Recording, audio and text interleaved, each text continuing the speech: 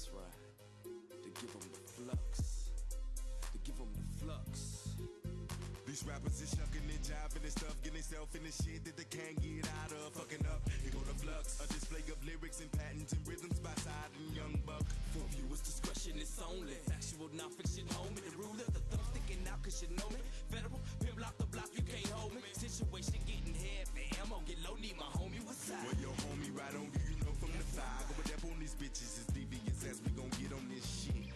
Let's talk, let's not sit on this shit. We the shit on this shit, they just spit on this shit. So much psychodramatic, havoc, get this bit crazy, the range with it, this shit. Buck inside is the physicist. Belligerent, feel it, cause we ignorant. Nigga, y'all in it, the flux is the subject of weight and adrenaline, the feel of bitch. Side the medic, buck the relic, and drama that did it to him once again. Chance that you get, change to your face, and the blood to the covers, undisputed bitch. And again, to the end of the pen, be worse than this sin against men. I'm feeling fenced in. From birth, saw the light of the earth, and I've been fucked up since then. This fusion, clenching, the might get a bitch contusions. It's two of Chicago. Woo-wee!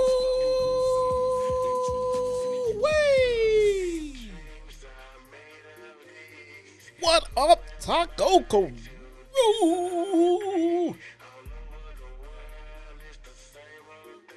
All I'll say is that it was at this moment that Dom knew.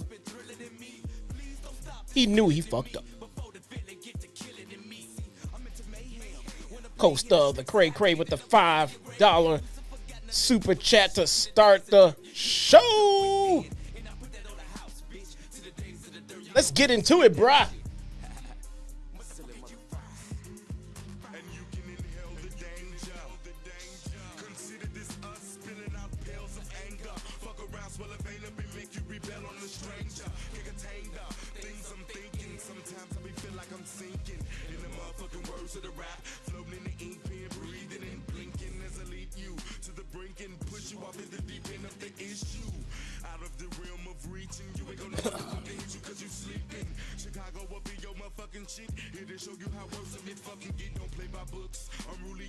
Yeah.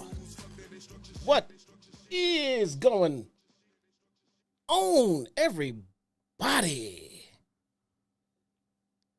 My name is Jesse, a.k.a. your very own one and only Chitown Smark, man. We're changing up the time tonight.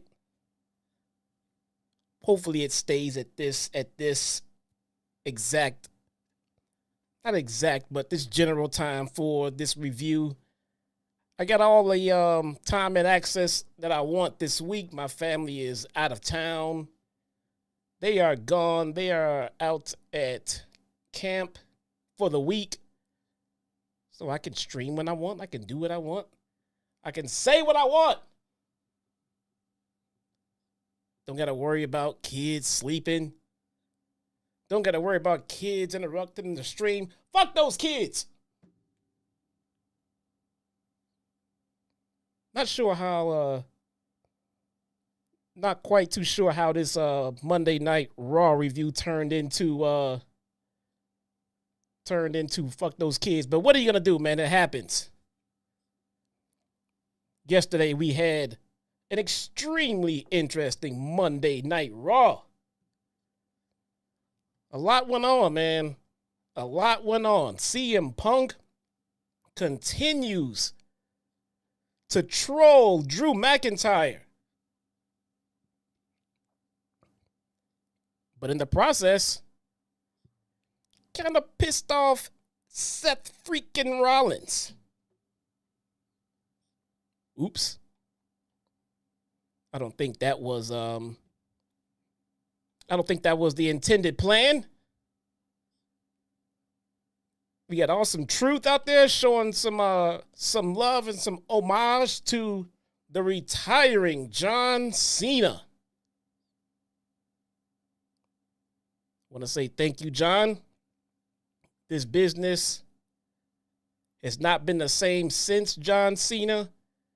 This business will never be the same because of John Cena.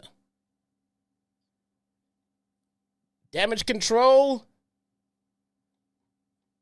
out there trying to run havoc, but turns out they got introduced to a new faction. And poor dirty Dom.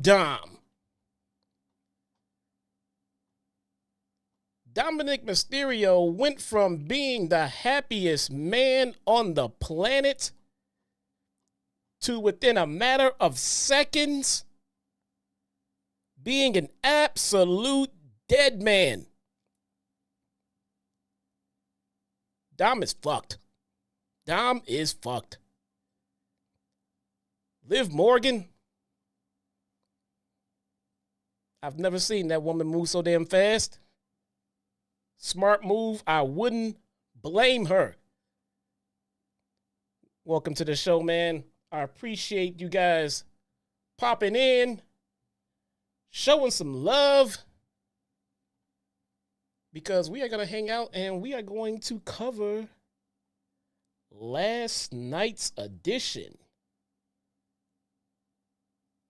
of Monday Night Raw. How did I lose you guys? Where are you? There you are. There you are. It was a great show. We'll get into it. Just like Costa the Cray Greek with his $5 super chat, ready to start the show. Get those super chats in if you are so inclined to do so. Susan is a Taco Crew member. I don't know why it does not tell me how many months, because I know this is not your first one. So that's weird. That's weird. But thank you so much, Susan. Susan, as a current Taco Crew member, you get access to the Taco Crew exclusive video that I just uploaded yesterday. It's pretty awesome. I'll take you guys on a nice little stroll, and I even give you a look in to Mikasa. So if you're a Taco Crew member, check out the video and you get a special look at the home of the Chitown Smark, man. Thank you guys so much. Follow me on Twitter if you have not already at Chitown Smark. Follow me on IG at The Real Chitown Smark. I am starting to upload some stuff. I have a bunch of New York photos that I need to get uploaded. So I'm going to do that soon. And also tomorrow, what's tomorrow, Wednesday? Maybe tomorrow, maybe Thursday, I will be doing another live stream. And what I'm going to do is I am going to just go over and talk about my experience and my trip in New York City. So become a Taco Crew member to get all of that extra stuff and also to help support the channel. Man, let's get into it. Let's see. Do we want to do? No, we don't want to. Last time I did that, YouTube got all bent out of shape, man. So tired of dealing with YouTube and their look, they're probably watching. I love you, YouTube. I love YouTube. All of their rules, all of their issues, those are my favorites. Love those. Love you when you ding my videos for crap that's not my fault. Love it. Love it. Let's get into it, man. Show starts off. We get Cookie Monster Punk making an entrance, coming down to the ring, smiling, pandering to the crowd, only like CM Punk can. I'm sorry, I forgot to address my chat real quick. No, I did not watch Heat Wave at all. I am wearing a Kobe All-Star jersey. Thank you guys so much. Juan Salazar for being there. Costa, the Cray Greek, Lightning Wolf, and I know, and look, TNA, man. I actually miss it as well. I wanted to just kind of low key watch it on the side on my own, and not necessarily do a review on it. But even that, I just don't have the time, man. I do not have the time. There is just way too much wrestling on in 2024. And as much as I would love to watch it all and cover it all, I just cannot do it efficiently. So if I can't do it the right way, then I'm not going to do it. But since I started watching WWE again, I just do not have the time to keep up with TNA, man. So I'm sorry. I know we did have some loyal TNA viewers. My apologies. It is just too much for me. Mike Rouse, what is going on? Damon Gill, thank you guys for all being here. And if you're lurking, thank you for lurking. I like the lurkers. Just keep your hands where I can see them. I don't like the lurkers where I can't see what their hands are doing because you could be, okay, so CM Punk starts the show, right? And he comes out, panders to the crowd, doing this Punk thing. Always a lot of good energy when Punk comes out.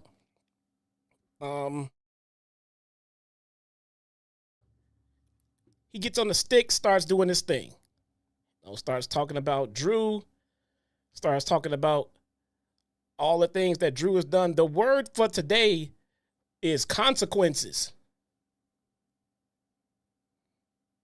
Punk is the master of picking a line for the night and running with it.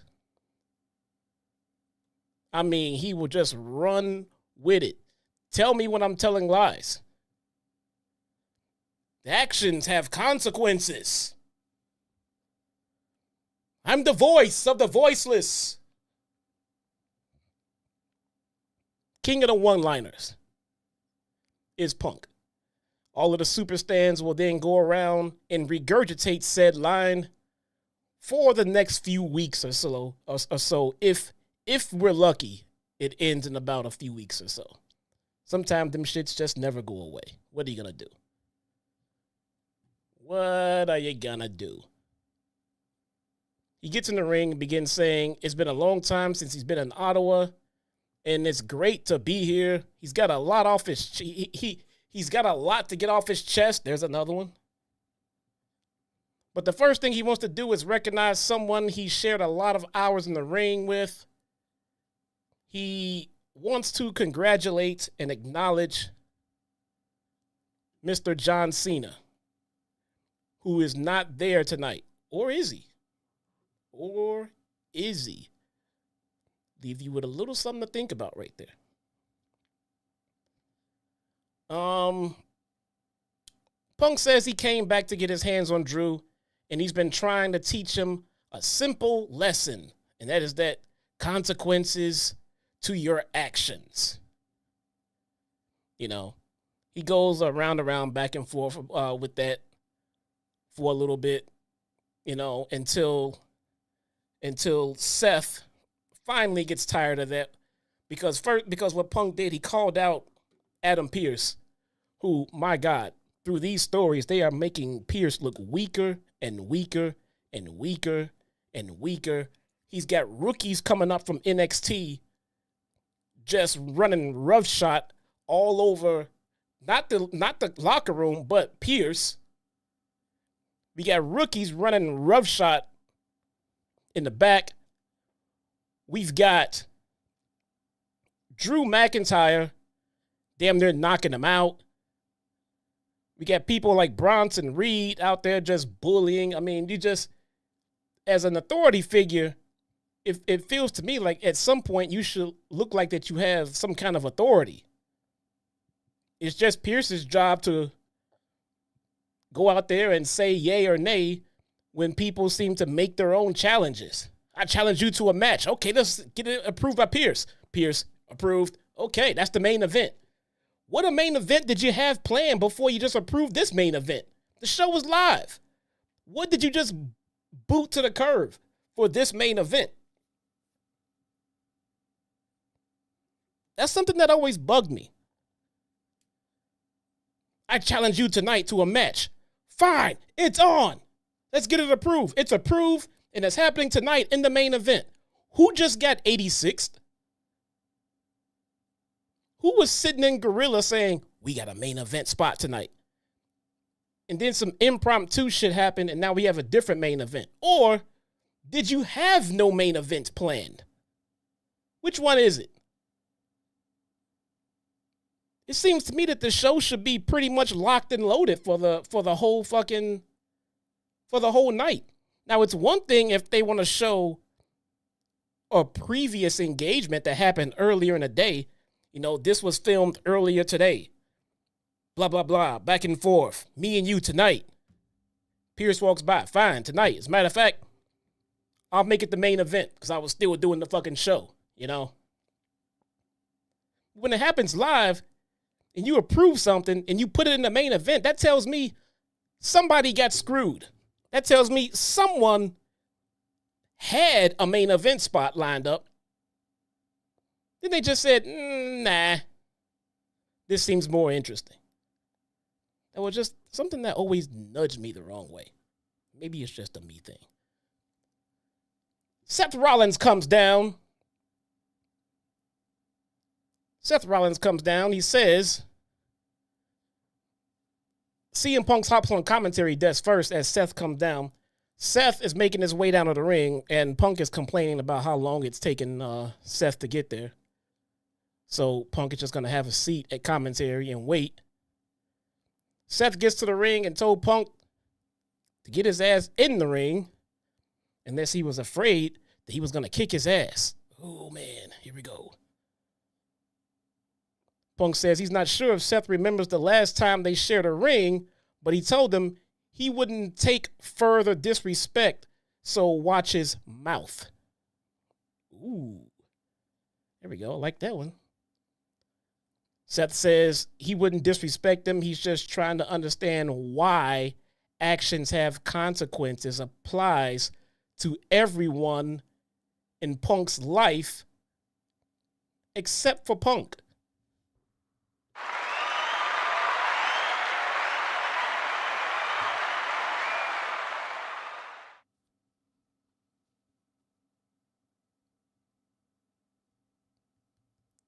Seth says he's just trying to understand why.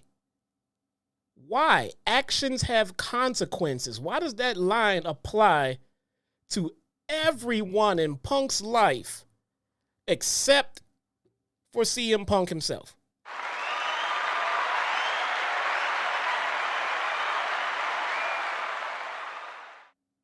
Tell me when Seth is telling lies. Seth talks about how he understood Drew cashing in Money in the Bank, but he doesn't know why Punk did the one thing he told them not to do when he came back by sticking his nose in his business. Punk says he didn't stick his nose in Seth's business. He was handling his own business, and he hoped that Rollins, being a husband and a dad himself, would understand. Not sure how that's relevant to this current situation. That's just me. But nonetheless,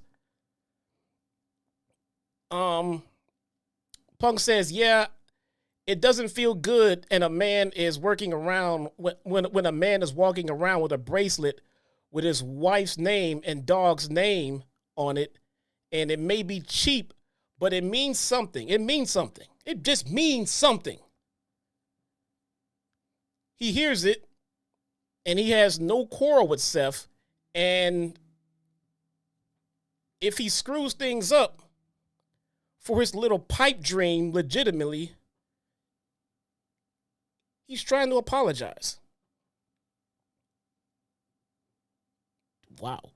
Did he just say Punk was trying to apologize? Punk is trying to apologize. That's amazing. That's a start. We'll take that. We'll take that. Seth tells him to spit it out then. And Punk says he's sorry.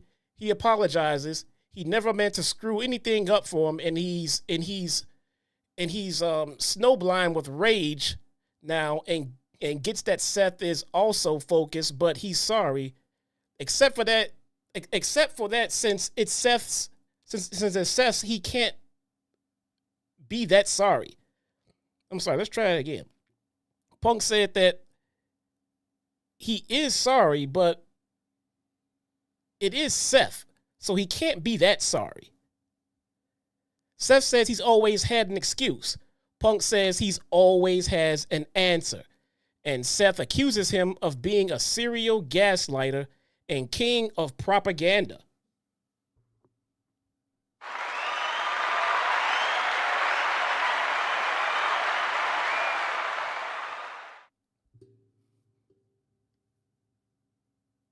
Rollins accuses Punk of being a serial gaslighter and the king of propaganda. Interesting. And the dumbest smart dude he's ever met in his life, says Seth. He's got most of it figured out except one thing that would make him the hero he thinks he is. He hasn't figured out that the world doesn't revolve around CM Punk.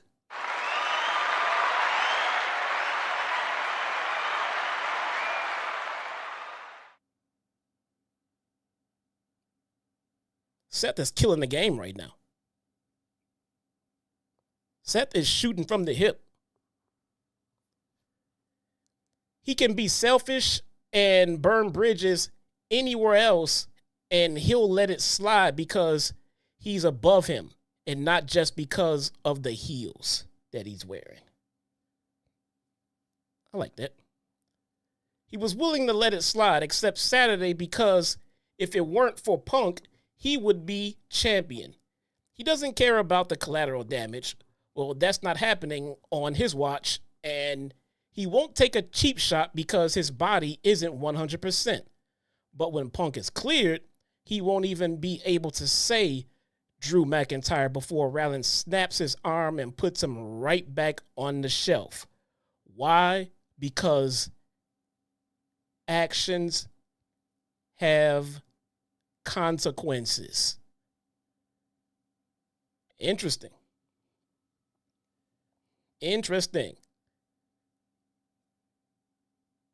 Adam Pearce is backstage apologizing to Dominic Mysterio for not getting back to him, and he asks what the problem is.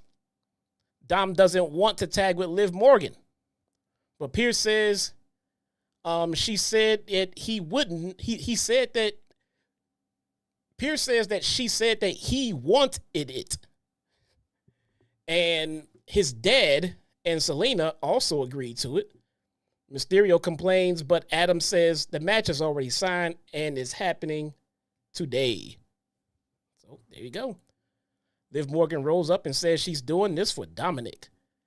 She felt bad about last week, so she wants to see him. She wants to see who the real daddy of the Mysterio family is. He begrudgingly accepted and says they better win and there better be nuggies. You know, Dom likes his nuggies. Main event, Jey Uso makes his way to the ring.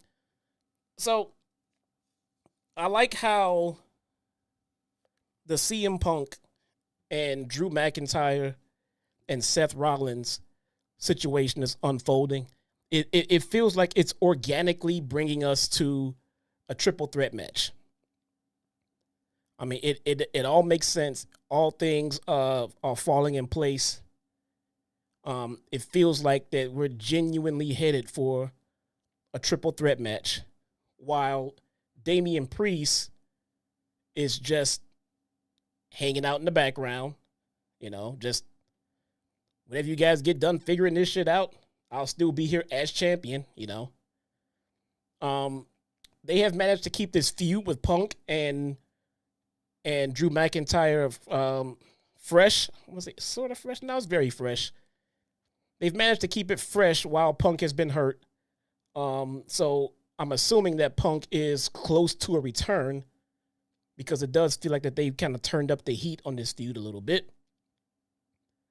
Damian Priest has his hands full with Gunther. So it looks like we'll be getting Drew and Punk. at SummerSlam, along with Gunther and Damian Priest at SummerSlam, although there has really not been any build to Priest and Gunther. So by next week or so, I'm expecting that to start amping up a little bit there. And then we get, Liv and Dominic. So Liv and Dominic and the Judgment Day have been building for weeks upon weeks about what Liv is doing. Liv has been on this revenge tour. Liv has promised to take everything from Rhea Ripley, and it looks like she's pretty much followed through on her promise, man. She got her title. She made herself cozy in her crew. And more importantly, she got her dum-dum. Liv has mommy's dum-dum. So,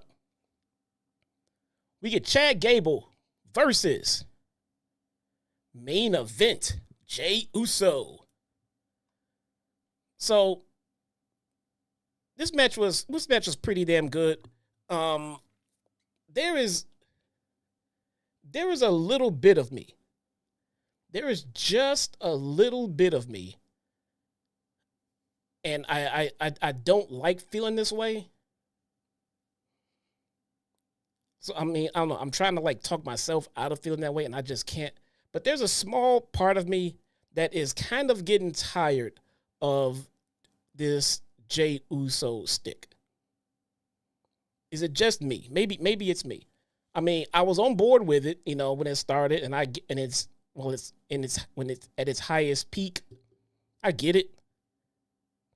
It's starting to come off as a little cringe now.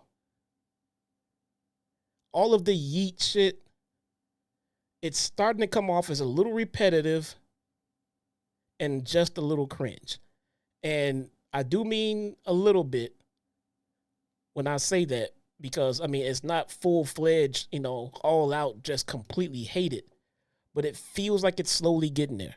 I don't feel like Jey Uso is headed anywhere near or headed to a singles title run. It just doesn't feel that way. I don't see, I see what they're trying to build him up that way, but I just don't feel like Jey is in a position to be a singles champion. I just feel like I would just rather see him back involved with the bloodline situation. If I'm being honest, man. I mean, I get it. So his whole shtick is over with the crowd, but I don't necessarily know if that translates to to Jey being the one that's over. These people are out. They're out of the house. They're at a venue. They've had drinks in them. They're out having fun. And they want to party. Jay's music hits. That music is party music. They got something to do. They start moving their hands and turning their flashlights on. It's great. How many of you are sitting at home watching this on TV doing the yeet and waving your fucking phones around? Unless you're in the venue, that doesn't excite you. I promise you, all those people that are in those venues doing that, when they get home and watch it, they're just watching,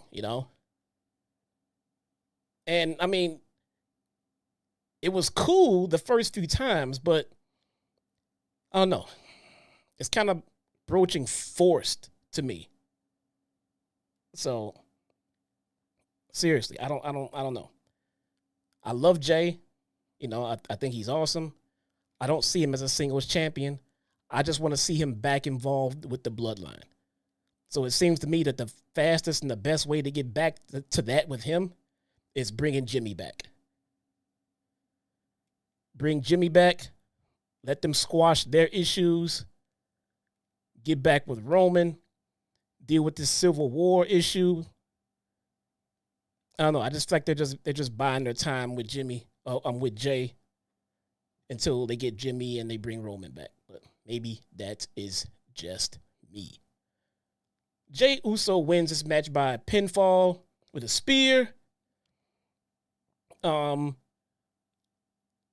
After the match, the lights start to go down. And we know what that means because the Wyatts really hate Chad Gable for some reason.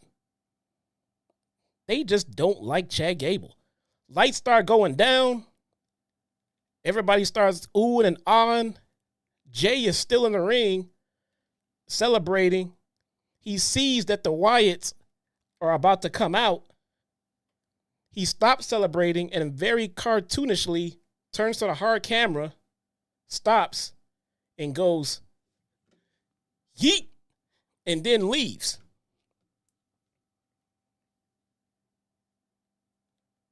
It was funny. Full-blown Wyatt entrance, all the smoke. You know, we got the fireflies coming out. The fog is filling the arena. From under the ring comes Sister Abigail. And Chad Gable sees that. He takes off. And once again, Sister Abigail has another package for the commentary desk. Why don't they just deliver it to the production truck? Well, I guess they just want to continue to troll Chad Gable, so that kind of makes sense. Okay.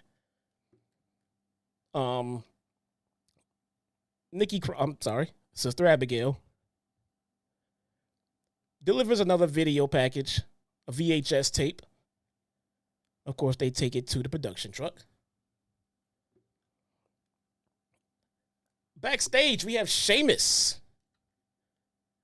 He says all these young Thundercats think they can take shortcuts, but it takes years to put on banger and then Bronson Reed interrupts. He asks why they're not talking about him, who is the future, instead of Sheamus, who is stuck in the past. Sheamus calls him a crybaby and says he must know what comes next when you rudely interrupt Sheamus. And they want to settle things in the ring. Bronson says he'll fight him anytime, anywhere, just not tonight. First, he needs to witness what he does to Pete Dunne. Because we have Bronson Reed versus Pete Dunne. All right. I'm not sure what they're doing with Pete Dunne, but Bronson Reed just kind of if there was anything just outside of being squashed, this was it. Anything there's just like buried and squashed, and then there's a loss that both men look good in, and there's something in between where it wasn't a squash, but Pete Dunne didn't look all that great in it either. That's kind of where this match landed. Bronson Reed wins by pinfall with the big tsunami splash. After the match, Reed looks like he's going for another splash, but Sheamus makes his way down to save. On they brawl. A bro kick sends Bronson to the floor. Sheamus tries to hug Pete, but Pete's not having it. So I guess Pete Dunne was mad. The fuck you come save me for, bruh? I like those big splashes. Don't need you to save me from big splashes. I guess it makes sense. Pete Dunne, he's a proud man. He doesn't need someone to come save him. He'll fight his own battles. Back from commercial break. Seth rolls up to talk to Damian Priest, who shoos the Judgment Day away like, skedaddle, be gone. Seth says it's better to be lucky than good. And on Saturday, Priest was very lucky. And he was very good. And he kept his word. His boy stayed away. And since he did, Seth will keep his word and that he is not going after the title. But if he wants to keep it, Damian will have to be better at SummerSlam. Priest says he still has a lot to prove, and when he's done with Gunther, if Seth wants another shot, he'll give it to him. Just name the place.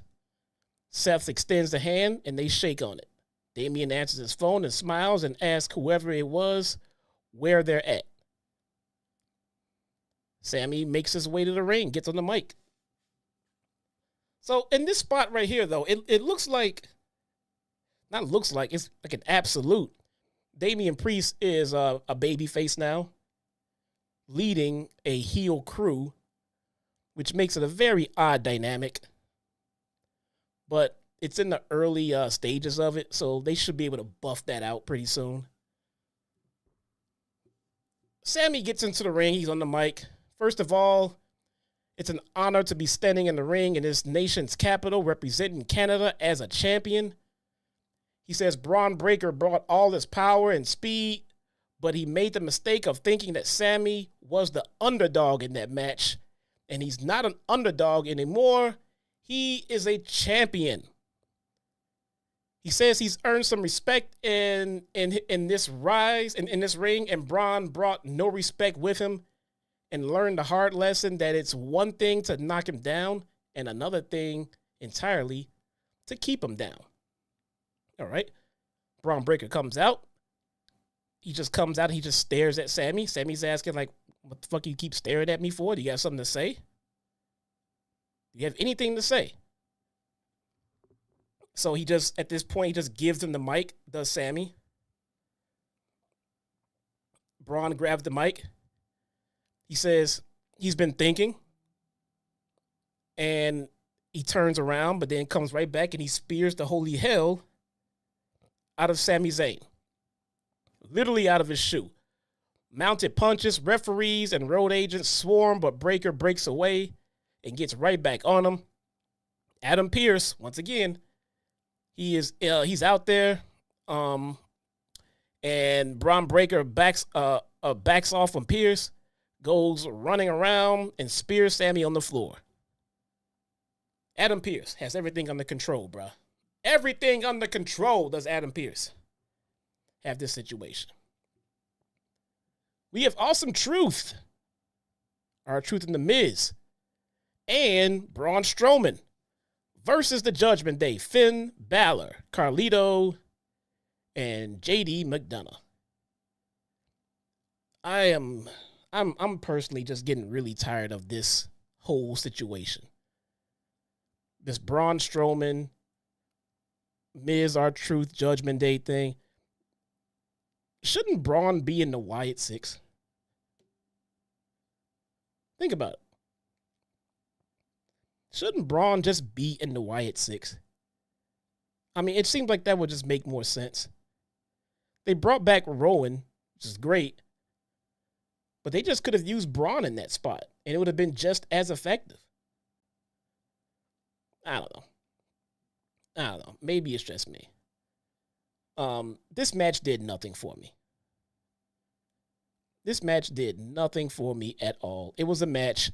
Carlito and the Judgment Day win by pinfall, coup de grace from Finn Balor on to our Truth. I thought, hoped, maybe, figured that after our Truth and Miz lost those titles that they would just fade away. They haven't done it quite yet. We come back from commercial break. Liv Morgan wants to work on double team moves with Dominik Mysterio. Pause. Dominic doesn't want to work on double team moves with Liv Morgan. What the fuck is wrong with Dom? What the man? She eventually pushes him on the couch and she starts working on Dom's leg.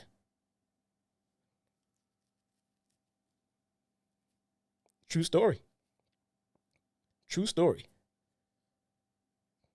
He's starting to be into it when Judgment Day rolls up and sees and they start peeking around corners like, oh.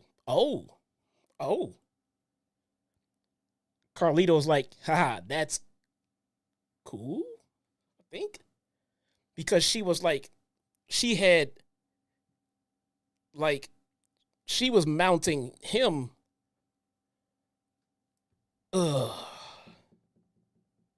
Man. I don't know. Either way, Liv can do whatever the hell she wants. I'm not stopping her.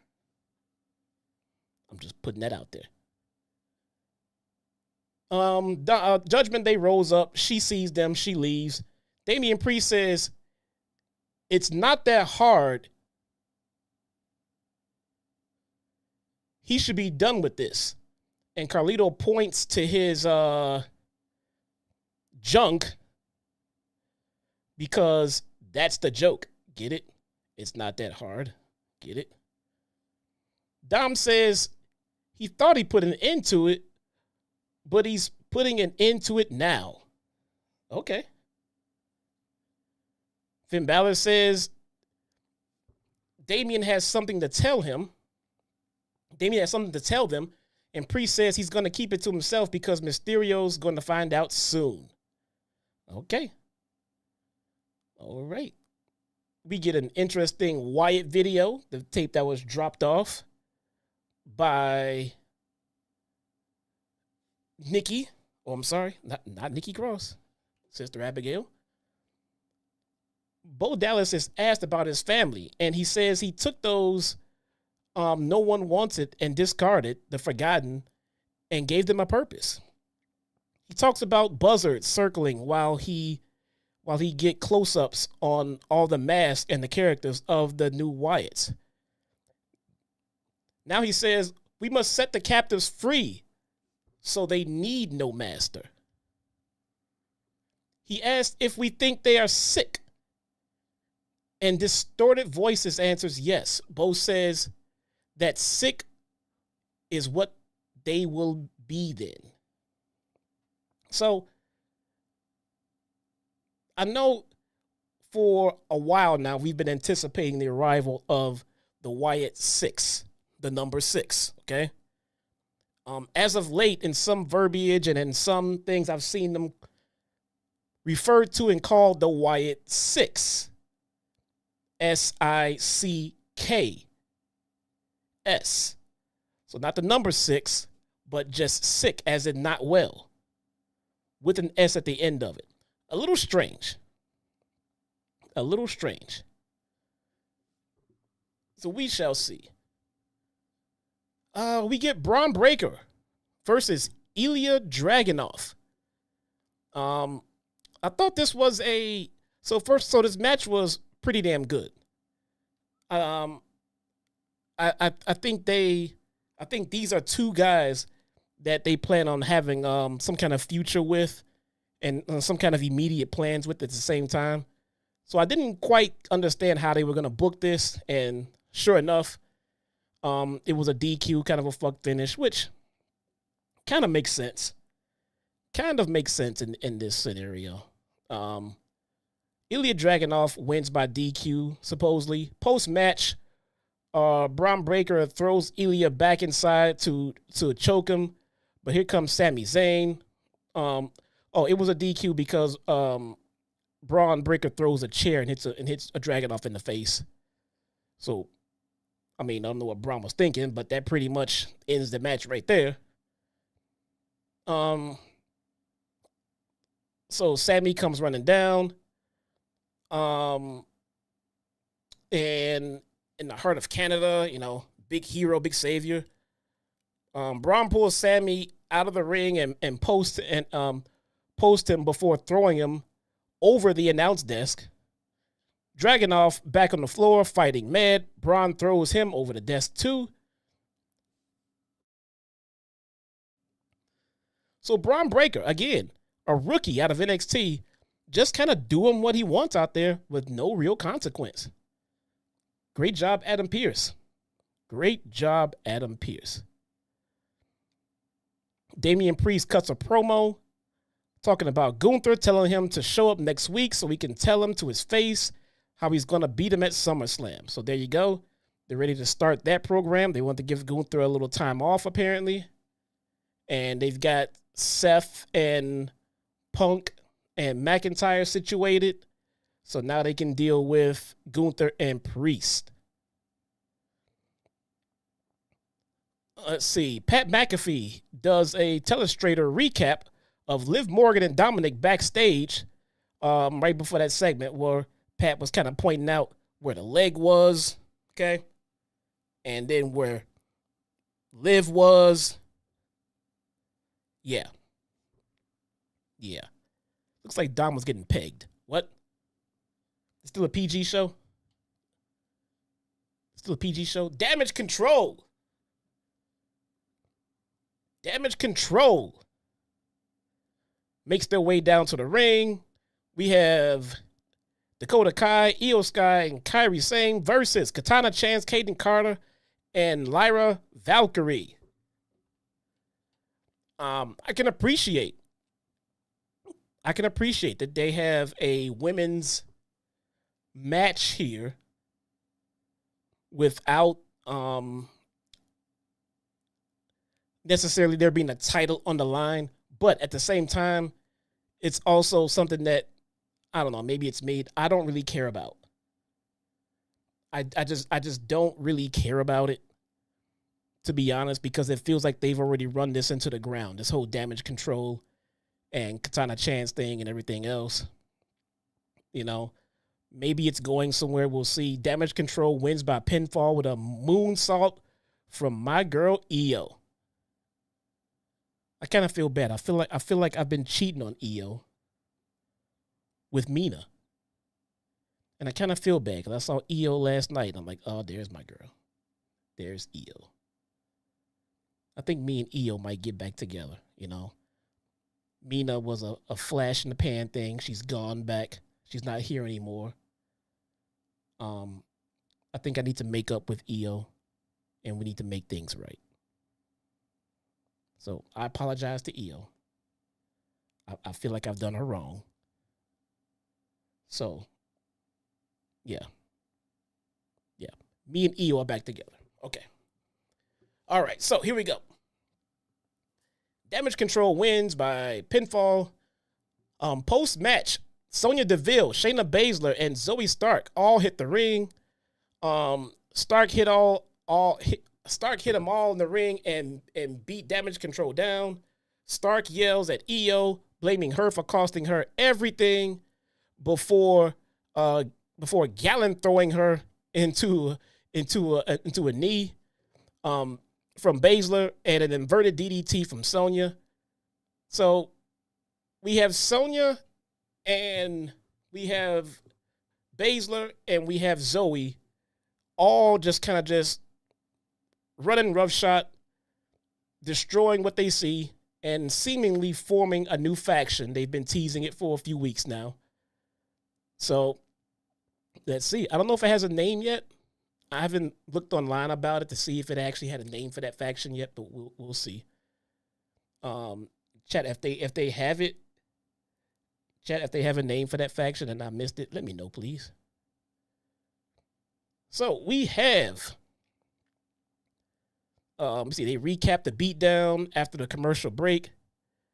Let's see, they interview backstage, and Shayna Baszler says they just sent a message about who runs the division and what they should have sent a long time ago. Sonya Deville says Damage Control was just the start, and this is a warning shot to the entire women's division. They are here, and there's nothing anyone can do about it. I thought they were going to say, we're here, okay, I mean, no. For a second, I thought that Triple H had kind of put 3 lesbians together in one group. Not going to lie. I had to actually look up and see to find out if Zoe Stark was lesbian or not. Because I mean, it looks, I mean, okay. I would understand if she, because because okay. Zoe's not, she's not gay. Okay, she has a boyfriend. She's had a boyfriend for a long time. He's in the business.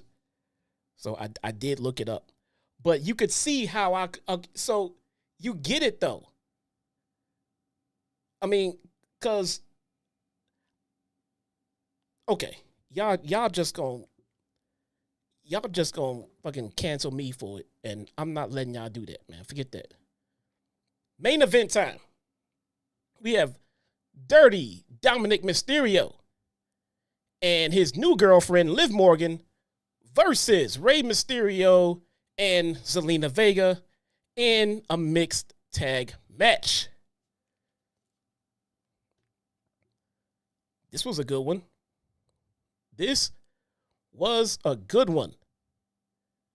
Vega and Morgan started off. Zelina ducks a right hand, punches of her own, float over into a big slam, big back elbow, and into a front kick.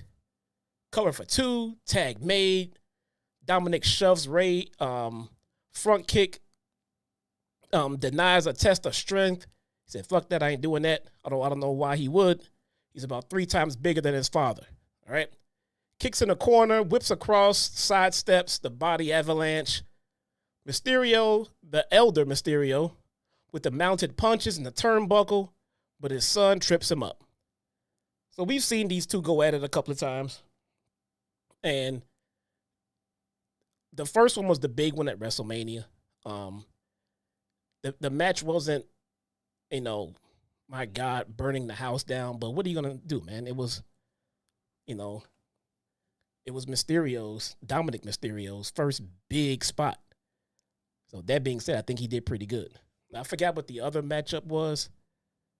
But this one was pretty good because of everything else going on around it. So that's the part that I did enjoy. Come back from break. Dominic is tearing at his dad's mask. Of course, that's what heels do.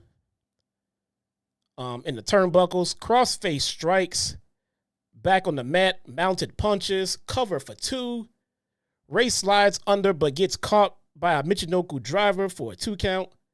Probing kicks in the corner. Dom charges into back elbows, gets under his dad, electric chair, a victory roll over the ropes and to the floor. All right, tags are made. Zelina Vega is in. Hot lariats in the corner, crescent kick, running knee, off the ropes, head scissors, but Zelina Vega is fired up at that point. Up to top, a little shimmy, when Vega, when she starts feeling herself out there, she starts doing her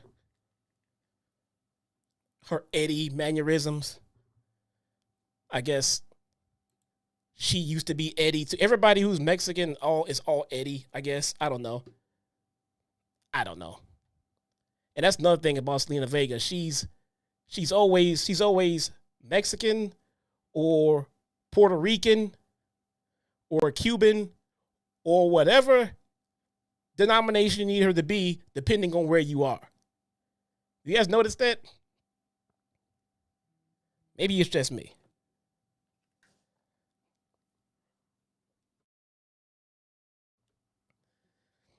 She's Puerto Rican and from Queens. Oh, yeah. Except when she's Mexican, they change it so damn much. You start to forget where the damn woman's from, man. Legit. Let's see. Where were we? Crossface, tags, made, hilarious.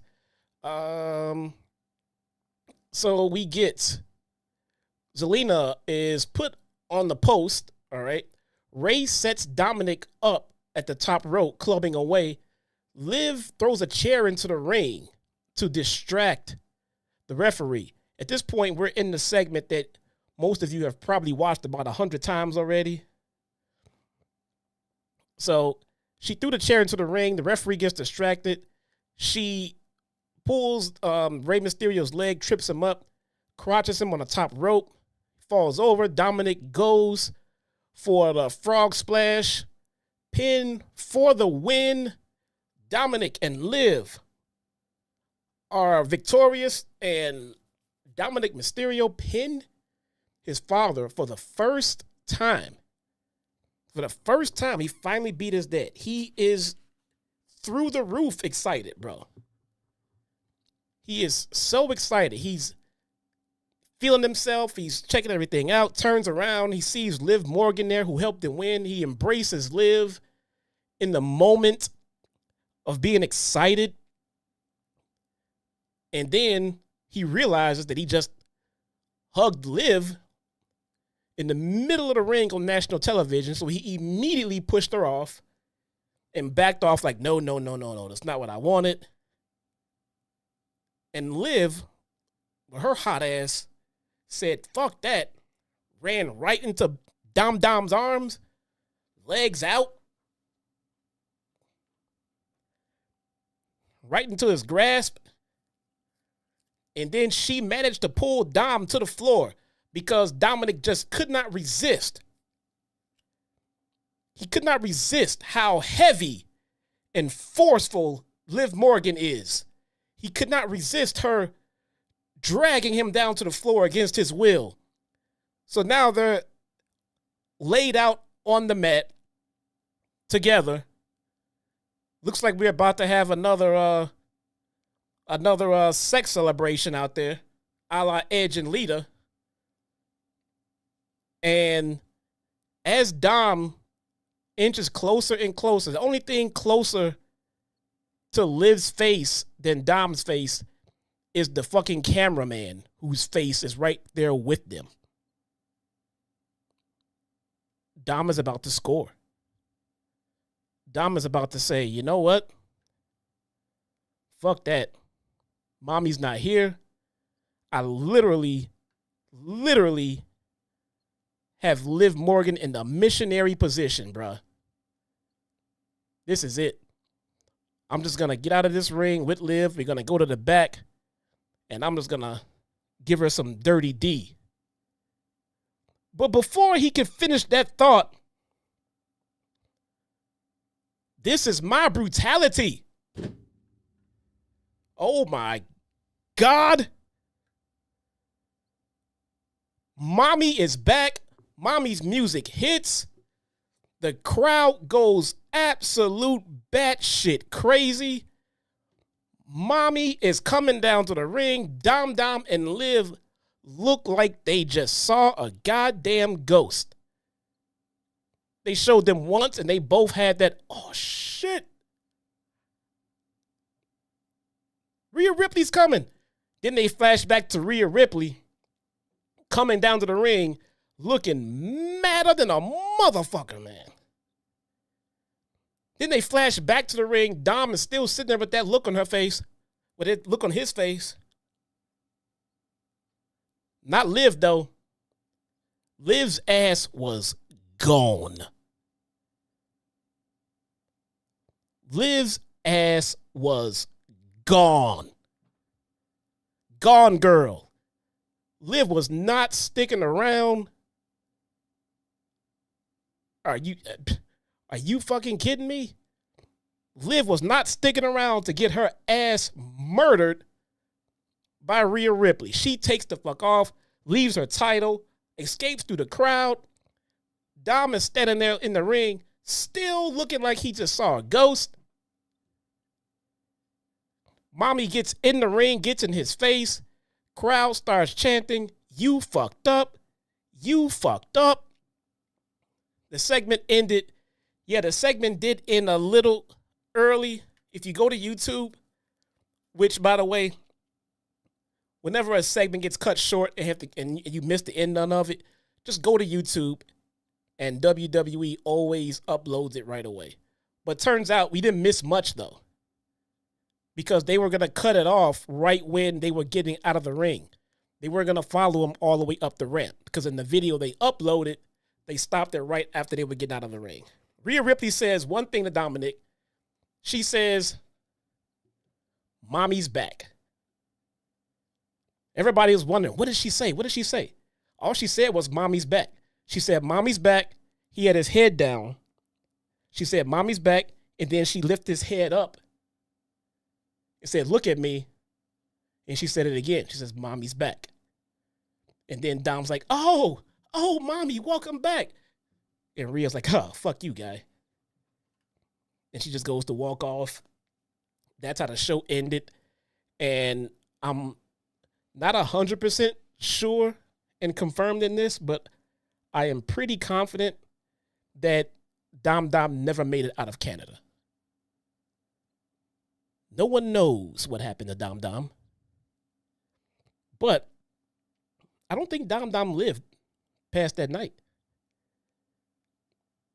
Liv Morgan, she was seen in the background, also on YouTube, peeking through the curtain at what was unfolding in the ring, and then she just kind of smiled and walked away. Fantastic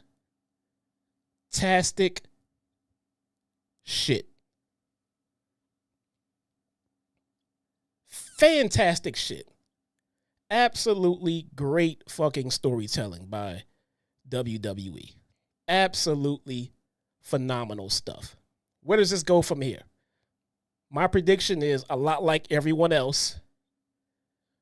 This goes into SummerSlam. Rhea Ripley versus Liv Morgan for that title. Winner of that match will be Liv Morgan. Because, yes, Dominic will turn more heel. And he will help Liv win. He will stay with Liv. They will turn on Mommy. And we will go from there. And then they will go to Bad Blood. They will go to Bad Blood. And we're going to get Rhea Ripley versus Liv Morgan. Hell in a Cell. With Dominic on the pole, yes. Okay. What a show. What a show, man. I thoroughly enjoyed it. I thought it was pretty much interesting all the way through.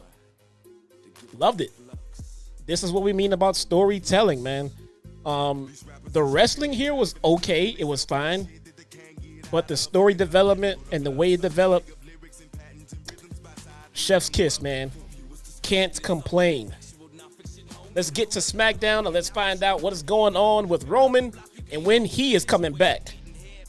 Who's going to have the bigger pop, Roman or Rhea? Because, my God, that Ottawa crowd lost their goddamn shit.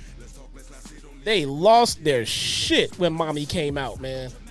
Holy shit.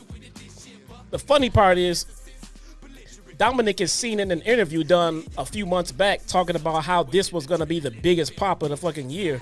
He wasn't wrong. He wasn't wrong. It just might be. It just might be. That is today's show. That is today's show, you guys. Join me tomorrow. I will be on JD's channel. Stay tuned to my Twitter and turn your alerts on for my YouTube because I have a couple of more uploads coming before this weekend.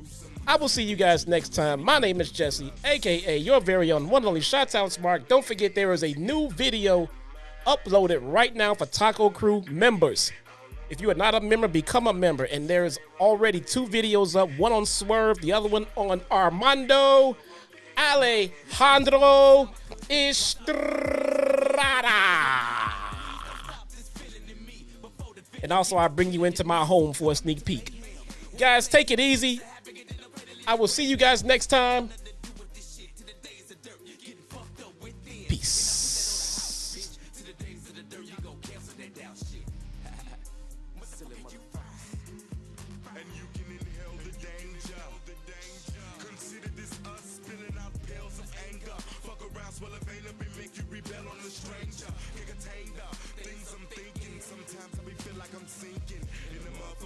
To the rap, floating in the ink pen, breathing and blinking as I lead you to the brink and push you off in the deep end of the issue. Out of the realm of reaching, you ain't gonna know what the fuck hit you cause you sleeping. Chicago will be your motherfucking chick. Here to show you how worse of it fucking get. Don't play by books. I'm really up in it, burning the rules. Fuck that instruction shit.